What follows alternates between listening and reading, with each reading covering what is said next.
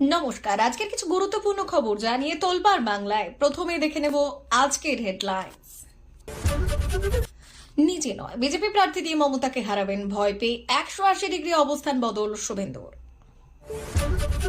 রাজ্যের আবেদন মঞ্জুর, OBC certificate মামলায় বড় নির্দেশ দিল সুপ্রিম কোর্ট, খুশিতে গদগদ সরকার। মহারাষ্ট্রের মুখ্যমন্ত্রী ফড়নবীশের কঠোর হুঁশিয়ারি, ঔরঙ্গজেবের সমাধির মহিমা করলে ছিঁড়ে ফেলব। মন্দিরের কাছে 5 জন মেয়ে ঘুরে বেড়াচ্ছিল, তাদের মুখ লুকোনোর ছিল, পুলিশ জিজ্ঞাসা করলো তারা কারা, পুরো সত্য বেরিয়ে এলো। মমতার বিরুদ্ধে শুভেন্দু লড়াইয়ের সম্ভাবনা স্পষ্ট, 2026-এর ভবানীপুরে প্রার্থী হচ্ছে। মমতার অক্সফোর্ড আমন্ত্রণ পত্র ফাঁস করলেন কুণাল ঘোষ। বিজেপির 36 জন বিধায়ক তৃণমূলে আসতে পারেন, তালিকায় কারা? দুর্দান্ত খবর, বাংলার কর্মীদের জন্য 7ম পে কমিশন গঠনের তারিখ জানালো নবান্ন। পেঁয়াজের ঝাঁঝে নয়, দাম শুনেই চোখে জল আম জনতার। প্রিয় দর্শক, প্রতিদিন নিয়মিত খবর শোনার জন্য আজকের সংবাদ চ্যানেলটিকে সাবস্ক্রাইব করুন। আজকে বিস্তারিত খবরে। আচমকা ভুলবদল শুভেন্দু অধিকারী। দিন কয়েক আগে মুখ্যমন্ত্রী মমতা বন্দ্যোপাধ্যায়কে ভবানীপুরে হারাবেন বলে চ্যালেঞ্জ ছুড়েছিলেন বিরোধী দলনেতা। মন্তব্য করেছিলেন, ভবানীপুরেও ওকে হারাবো। মনে করা হচ্ছিল 26-এর ভোটে দক্ষিণ কলকাতায় ফের মুখোমুখি হবেন মমতা এবং শুভেন্দু। মঙ্গলবার নিজের সেই অবস্থান থেকে 180 ডিগ্রি সরে দাঁড়ালেন বিরোধী দলনেতা। বছর ঘুরলেই রাজ্যে বিধানসভা নির্বাচন, ইতিমধ্যেই তার ডঙ্কা বেজে গিয়েছে। দিন কয়েক আগে তৃণমূল নেত্রীকে চ্যালেঞ্জ ছুড়ে শুভেন্দু বলেছিলেন, ভবানীপুরেও ওকে হারাবো। আরো 5 বছর হারের জ্বালা বয়ে বেড়াতে হবে, যা নিয়ে জল্পনা দানা বাঁধছিল। মনে করা হচ্ছিল এবার বিধানসভা নির্বাচনে মমতার বিরুদ্ধে লড়াই করবেন শুভেন্দু। বিজেপির রাজ্য সভাপতি সুকান্ত মজুমদারও প্রতিক্রিয়া দিয়ে বলেছিলেন, উনি ভবানীপুরে প্রতিদ্বন্দ্বিতা করতে চাইলে দল স্বাগত জানাবে। কিন্তু সেই জল্পনায় জল ঢাললেন শুভেন্দু নিজেই। এদিন বিধানসভার বাইরে দাঁড়িয়ে শুভেন্দু বললেন, বিজেপির প্রার্থী দিয়ে ওকে ভবানীপুরে হারাবো। এখন কম্পার্টমেন্টাল আছে, এরপর ডাবল কম্পার্টমেন্টাল তৃণমূল নেত্রী হবে। তার এই মন্তব্য ঘিরে শুরু হয়েছে চর্চা বঙ্গীয় রাজনৈতিক মহলে। সুপ্রিম কোর্টে 12 লক্ষ ওবিসি সার্টিফিকেট বাতিল মামলায় শুনানি। এদিন সুপ্রিম শুনানিতে রাজ্য সরকার জানালো কারা অন্যান্য অনগ্রসর শ্রেণীর তালিকাভুক্ত হওয়ার যোগ্য, সেই নিয়ে নতুন করে সমীক্ষা শুরু হয়েছে ইতিমধ্যেই। এদিন রাজ্যের আইনজীবী কপিল সিবল জানিয়েছেন, হাইকোর্টের নির্দেশ মতো নতুন করে সমীক্ষার কাজ শুরু হয়েছে। সুপ্রিম কোর্টে রাজ্য সরকার জানায় সব আদালতের নির্দেশ মোতাবেক হচ্ছে। আর এই অবস্থায় ওবিসি মামলা শুনানি 3 মাস পিছিয়ে দেওয়ার আর্জি জানানো হয় রাজ্যের তরফে। তাতেই সায় দিল সুপ্রিম কোর্ট। ওবিসি মামলায় রাজ্যকে 3 মাস সময় দিল শীর্ষ আদালত। একই সাথে বিচারপতি বি আর গাবি বললেন, একটি গুরুত্বপূর্ণ মামলা থেকে আমরা কিছুটা স্বস্তি পেলাম। শীর্ষ আদালতের পর্যবেক্ষণ, রাজ্যে নতুন করে সমীক্ষা করলেও এই মামলার ভবিষ্যতের উপর রাজ্যের পদক্ষেপ নির্ভর করবে।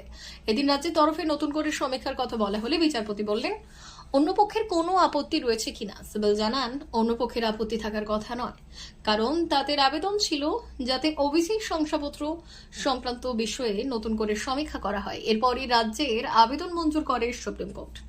প্রসঙ্গত, 2011 সালে ক্ষমতায় আসার পর থেকে 77টি পিছিয়ে পড়া সম্প্রদায়কে ওবিসি তালিকাভুক্ত করেছিল পশ্চিমবঙ্গ সরকার।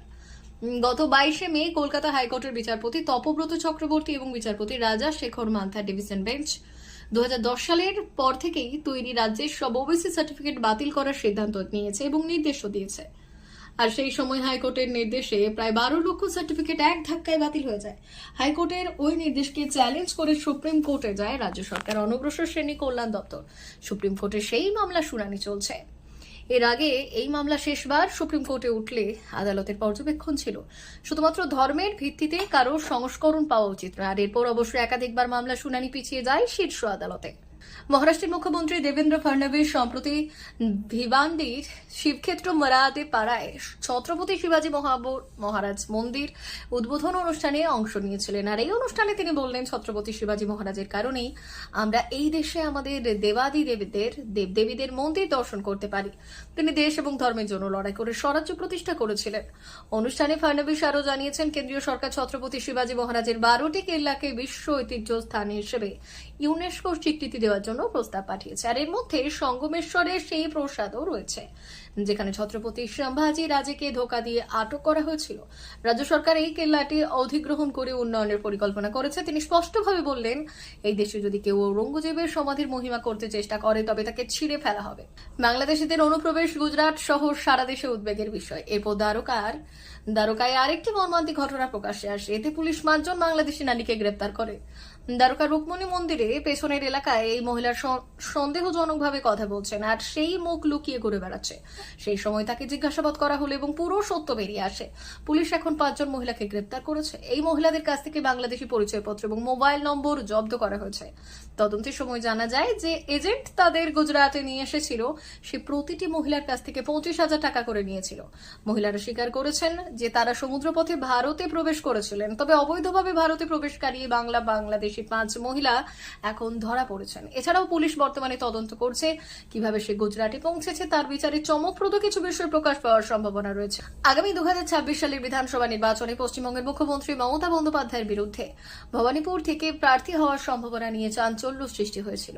বিরোধী দলনেতা শুভেন্দু অধিকারী নিজেই তার অবস্থান স্পষ্ট করে বলেছেন যে তিনি আগামী নির্বাচনে মমতা বন্দ্যোপাধ্যায়কে হারানোর জন্য বিজেপির প্রার্থী হিসেবে ভবানীপুরে লড়বেন। মঙ্গলবার এক বক্তব্যে শুভেন্দু অধিকারী জানান, 2011 সালে মমতা বন্দ্যোপাধ্যায় আমাকে 1956 ভোটে হারিয়েছিলেন, তবে 2026-এ আমি তাকে আবার হারাবো। এর মাধ্যমে তিনি নিজের নির্বাচনী পরিকল্পনা নিয়ে আগাম ইঙ্গিত দিয়েছেন। এদিকে সংসদে প্রধানমন্ত্রী নরেন্দ্র মোদী যে ঐক্য ও বৈচিত্র্যের কথা বলেছেন, তাতে তৃণমূলের পক্ষ থেকে পাল্টা মন্তব্য করা হয়েছে।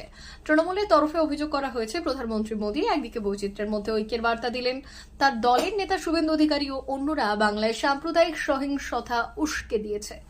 আর এই রাজনৈতিক উত্তেজনার মধ্যে রাজ্য বিধানসভায় বেনজির বিক্ষোভ দেখা গেছে। সাঁইথিয়া এলাকার দোলের দিনে আবির খেলাকে কেন্দ্র করে দুই গোষ্ঠীর মধ্যে সংঘর্ষ ঘটে, যার পর ইন্টারনেট বন্ধ করার মতো পদক্ষেপও নেওয়া হয়। আর এই ঘটনায় সরকার পক্ষের কাছে বিবৃতির দাবি জানানো হলেও বিধানসভা স্পিকার তা খারিজ করে দেন। আগামী বিধানসভা নির্বাচনকে ঘিরে পশ্চিমবঙ্গের রাজনৈতিক অঙ্গনে উত্তপ্ত পরিস্থিতি তৈরি হয়েছে। শাসক দল তৃণমূল কংগ্রেস এবং বিরোধী বিজেপির মধ্যে চলছে তীব্র প্রতিযোগিতা। সম্প্রতি রাজ্যের মন্ত্রী এবং কলকাতার মেয়র ফিরহাদ হাকিম একটি বড় দাবি করেছেন। তিনি জানিয়েছেন, বিজেপির অন্তত 36 জন বিধায়ক তৃণমূলে যোগ দিতে পারেন। এই দাবি রাজনৈতিক মহলে নতুন আলোড়ন সৃষ্টি করেছিল। ফিরহাদ হাকিমের মতে, বিজেপির ভাঙন শুরু হয়ে গেছে এবং অনেক নেতা কর্মী তৃণমূলের দিকে ঝুঁকছেন। তিনি বললেন, ওদের অনেকেই আসতে চাইছেন। এভাবে চলতে থাকলে একদিন শুভেন্দু অধিকারীর বিরোধী দলনেতার পদটাও থাকবে না, কারণ বিজেপির সেই মর্যাদাই থাকবে না। ফিরহাদের এই মন্তব্যে বিজেপির ভবিষ্যৎ নিয়ে জল্পনা আরও তীব্র হয়েছে। উল্লেখ্য, 2021 সালের বিধানসভা নির্বাচনে বিজেপি 77টি আসন জিতলেও বর্তমানে তাদের আসন সংখ্যা কমে 65তে দাঁড়িয়েছে। ফিরহাদ হাকিমের দাবি অনুযায়ী বিজেপির আরও 36 জন বিধায়ক তৃণমূলে যোগ দিলে বিরোধী দলের মর্যাদা হারানোর সম্ভাবনা তৈরি হবে। তিনি আরও যোগ করলেন, মমতা বন্দ্যোপাধ্যায়ের উন্নয়নমূলক কাজের কারণে বিরোধীদের লড়াই করার জায়গা সংকুচিত হয়ে পড়েছে। বিজেপির অনেক সদস্যই গোপনে আমাদের বলেছেন তারা মমতা বন্দ্যোপাধ্যায়ের উন্নয়নের পক্ষে। আর এই পরিস্থিতিতে আগামী দিনে রাজনৈতিক পালাবদল নিয়ে জল্পনা আরও বাড়ছে। প্রিয় দর্শক, এখনকার মতো খবর এই পর্যন্তই। ধন্যবাদ।